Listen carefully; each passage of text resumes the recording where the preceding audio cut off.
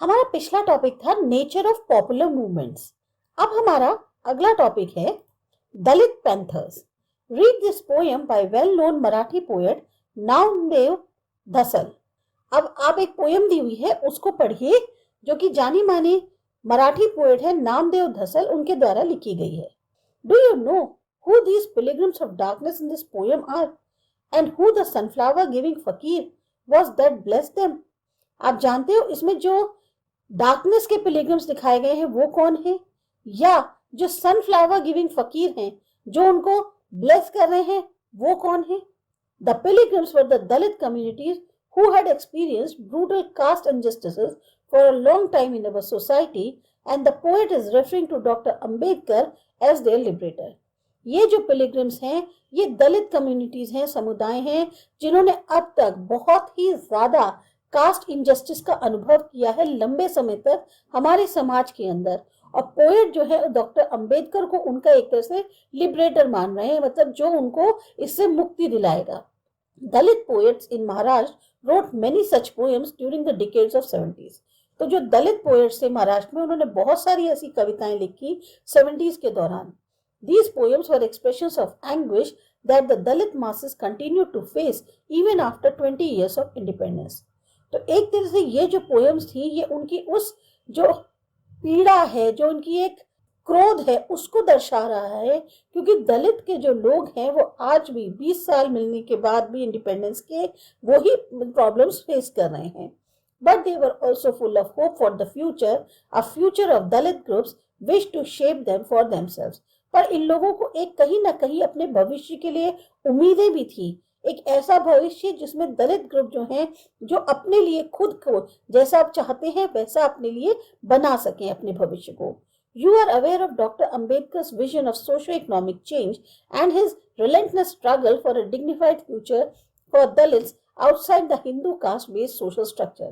आप इस बारे में भी जानते हैं कि डॉक्टर अंबेडकर का एक जो विजन था कि सामाजिक आर्थिक तौर पे बदलाव होगा, और उनका एक जो स्ट्रगल था कि जो दलित्स हैं उनको भी एक इज्जत भरा भविष्य मिलेगा जो कि हिंदू कास्ट बेस्ड जो सामाजिक स्ट्रक्चर है उससे बाहर होगा।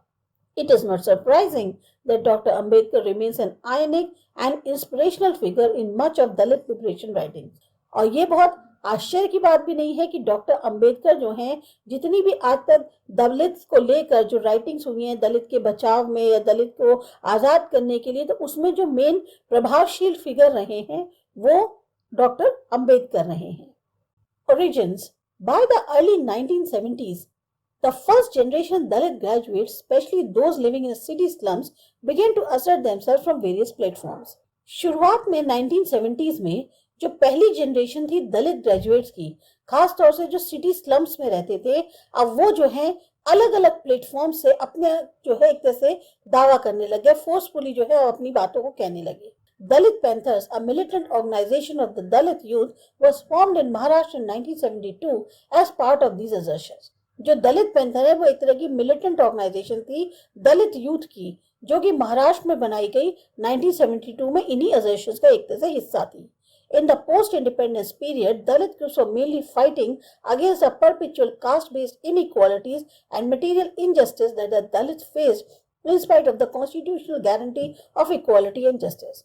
इंडिपेंडेंस के बाद भी जो दलित ग्रुप्स थे वो मेनली इसलिए फाइट कर रहे थे, और खास तौर से वो जो है ये कास्ट बेस्ड इनइक्वालिटीज या जो मटेरियलिस्टिक इनजस्टिस होती है इसके खिलाफ थे, उनके साथ जो अन्याय हो रहा था, क्योंकि दलित जो है ये मान रहे थे कि अब कॉन्स्टिट्यूशन जो है वो गारंटी कर रहा है इक्वालिटी और जस्टिस को, तो फिर उन्हें क्यों नहीं मिल रही है। Effective implementation of reservations and other such policies of social justice was one of their prominent demands.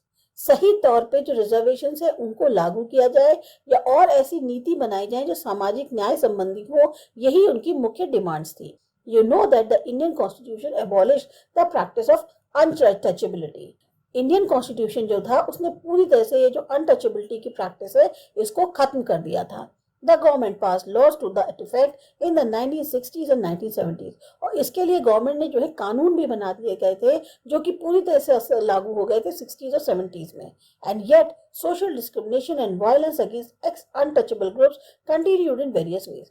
लेकिन तब भी सामाजिक तौर पे जो भेदभाव थे या हिंसा थी इन अनटचेबल ग्रुप्स के खिलाफ, एक्स अनटचेबल ग्रुप्स के खिलाफ, वो अभी भी अलग अलग तरीकों से जारी थी। Dalit settlements in village continue to be set apart from the main village. जो दलित थे उनको गांव में भी जो है, जो मेन गांव है उससे बाहर बसाया जा रहा था। They were denied access to common source of drinking water. अभी भी उनको जो मेन कॉमन सोर्स है पानी पीने का, वहां पर उनकी जो है पहुंच नहीं थी। Dalit women were dishonored and abused, and worst of all, Dalit faced collective atrocities over minor symbolic issue of caste pride. तो जो दलित विमेन थी, अब उनको जो है बेइज्जत किया जाता था, उनको बुरी बुरी बातें कही जाती थी, और सबसे ज्यादा ये था कि दलित को जो है, एक वैसे ही वो माइनॉरिटी में थे, तो उनको कास्ट का जो एक होता है ना कि अपर कास्ट और लोअर कास्ट, उसकी वजह से भी बहुत ज्यादा एक तरह से झेलना पड़ता था। Legal mechanism proved inadequate to stop the economic and social oppression of Dalits. अब कानूनी तौर पे जो प्रक्रियाएं होती हैं या जो भी बनाई गई थी पॉलिसीज, वो इतनी पर्याप्त नहीं थी कि जो इकोनॉमिक या जो सामाजिक तौर पे उत्पीड़न हो रहा था दलित का, उनको रोका जा सके। On the other hand, political parties supported by the Dalits, like the Republican Party of India, were not successful in electoral politics. अब दूसरी तरफ जो पॉलिटिकल पार्टी थी जिनको दलित सपोर्ट कर रहे थे, जिसमें से जैसे रिपब्लिकन पार्टी थी इंडिया की, वो सक्सेसफुल नहीं हुई एक तरह से पॉलिटिक्स के अंदर। These parties always remained marginal. ये हमेशा पार्टीज हाशिए पे रही, had to ally with some other party in order to win elections and faced constant splits. होता क्या था, इनको किसी और पार्टी के साथ जुड़ना पड़ता था ताकि इलेक्शंस जीत सकें, और फिर बाद में जो है टूट जाती थी।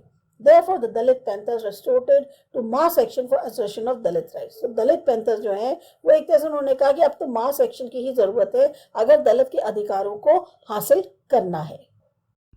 Activities of Dalit Panthers mostly centered around fighting increased atrocities on Dalit in various parts of the state. जो भी गतिविधियां थी दलित पैंथर्स की, वो ज्यादातर उसके इर्द गिर्द घूमती थी, जो लड़ाई हो रही थी, खास तौर से जो एक तरह से कहना चाहिए जुल्म बढ़ता जा रहा था दलित के ऊपर अलग अलग स्टेट्स के हिस्सों में। As a result of sustained agitations on part of Dalit Panthers, along with other like-minded organizations over the issues of atrocities against Dalits, the government passed a comprehensive law in 1989 that provided for rigorous punishment for such acts. अब क्योंकि इस तरह से जो agitation था ये लगातार बढ़ता चला जा रहा था दलित पैंथर्स की तरफ से भी, साथ ही साथ उनके साथ और जो उसी तरह की सोच रखने वाली ऑर्गेनाइजेशंस थी, वो सब भी जो है अब एक तरह से एजिटेशन में हिस्सा लेने लग गई थी। जो एक तरह से जुल्म का मुद्दा होता है, बुराइयों का जो मुद्दा होता है दलित के खिलाफ, उसके अगेंस्ट तो गवर्नमेंट को जो है एक लॉ निकालनी पड़ी 1989 में, ताकि इन सब एक्ट्स के लिए काफी ज्यादा कठोर दंड दिया जा सके। The larger ideological agenda of Panthers was to destroy the caste system and to build an organization of all oppressed sections like the landless poor peasants and urban industrial workers along with Dalits. जो सबसे बड़ी एक विचारधारा कहनी चाहिए agenda जो था panthers का, वो मेनली ये था कि कास्ट सिस्टम को खत्म करो और एक ऐसी ऑर्गेनाइजेशन बनाओ जिसमें सारे ही उत्पीड़न सेक्शन जो है, जैसे कि जो लैंडलेस किसान होते हैं गरीब, या जो अर्बन इंडस्ट्रियल वर्कर्स हैं जिसमें दलित भी शामिल हैं, उन सब की एक ऑर्गेनाइजेशन बननी चाहिए।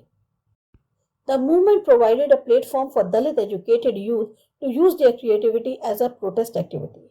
अब ये जो मूवमेंट था एक तरह से ये एक माध्यम बन गया जिससे जो पढ़े लिखे यंग लोग थे दलित के, उन्होंने अपनी एक तरह से क्रिएटिविटी का इस्तेमाल किया इस विरोध को प्रकट करने के लिए। Dalit writers protested against the brutalities of the caste system in their numerous autobiographies and the other literary works published during this period. जो दलित राइटर्स थे उन्होंने जो भी क्रूरता थी कास्ट सिस्टम की उसके खिलाफ लिखा, काफी अपनी जो ऑटोबायोग्राफीज थी उनमें भी, या और जो लिटरेरी वर्क्स इस पीरियड के दौरान पब्लिश हुए थे। These works portraying the life experiences of most downtrodden social sections of Indian society sent shockwaves in the Marathi literary world.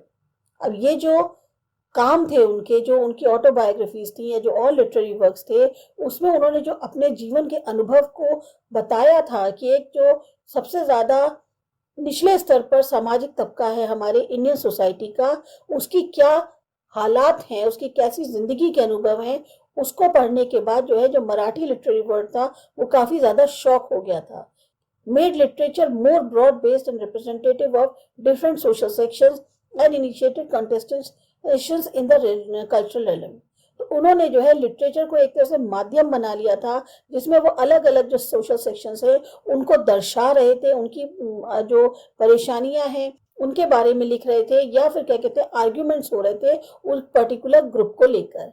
In the post emergency period Dalit panthers got involve in electoral compromises.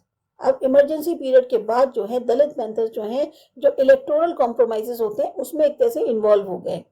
It also underwent many splits which led to its decline। एक तरह से जैसे ना आप party politics में involve होने लग जाओ तो फिर आप में टूट हो जाती है और अल्टीमेटली आप जो हो खत्म हो जाते हो, पतन होने लगता है। Organizations like the Backward and Minority Community Employees Federation took over this space। अब इनकी जगह कौन किसने भर दी? उन ऑर्गेनाइजेशन से जैसे कि backward and minority communities employees federation जो थी, अब उन्होंने जो है इस जगह को फिल किया। इसके बाद हमारा अगला टॉपिक है भारतीय किसान यूनियन। ये करते हैं अगले वीडियो में।